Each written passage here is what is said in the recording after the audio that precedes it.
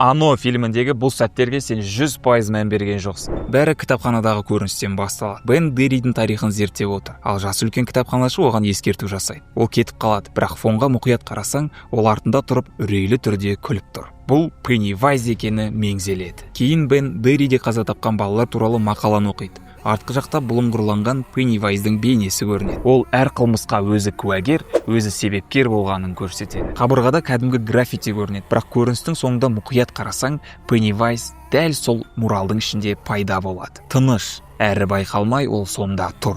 Ал бұл сәтте экранда Пеннивайз көрінеді. Бұл жасырын емес сияқты, бірақ басты құпия басқада. Сол телешоу фильм бойы бірнеше рет көрсетіледі. Оны Эддидің анасы, кейін Беверлидің әкесі көреді. Назар аударғандар байқаған, жүргізуші біртүрлі сөз айтады. Канализацияда достарыңмен ойнау өте көңілді.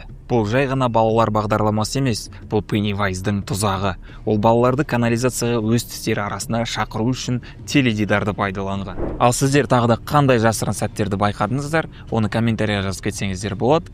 Лайк басып беруді ұмытпаймыз достар. Сәттілік.